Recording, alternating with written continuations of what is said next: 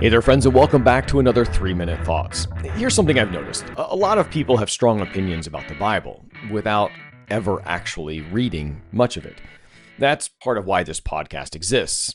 My name is Derek, and this is 3-Minute Thoughts. Every weekday, we take 3 minutes to open one chapter of the New Testament. Not to argue, not to preach, but to understand what's actually happening in the text and why it still might matter to you today. You don't have to be a believer to listen. Curiosity is more than enough. Today's chapter is Matthew chapter 12. This chapter is filled with conflict, not between Jesus and the crowds, but between Jesus and the religious authorities. More likely between the religious authorities and Jesus, if you understand the distinction. It starts with a fight over something called the Sabbath. We would call that Sunday, the day of rest. Jesus' followers are accused of breaking religious law by picking grain on the Sabbath to eat. Jesus is going to push back, not by dismissing the law, but by recentering its purpose.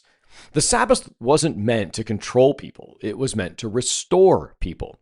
Where do you find your rest? Then Jesus heals a man with a withered hand. Again, something that happens on the Sabbath. And instead of celebrating this man's restoration, the leaders double down. They begin plotting against Jesus because he healed a man on a day when they thought the law mandated rest.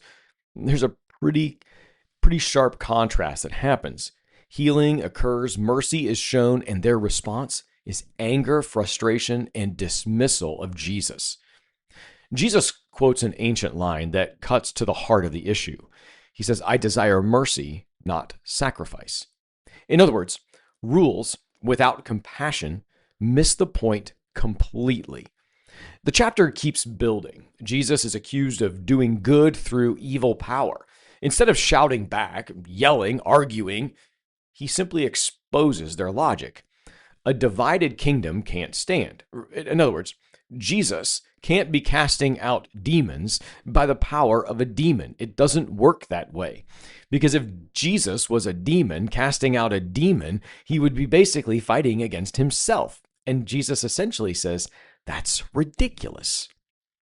What's really being revealed isn't Jesus' power, it's the leaders' fear of losing control. This is the biggest issue they have with Jesus. They want control, and they see Jesus getting it without even trying.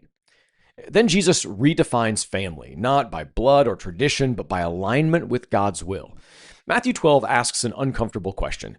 Who gets to decide what faithfulness looks like? Tradition, authority, or transformed lives?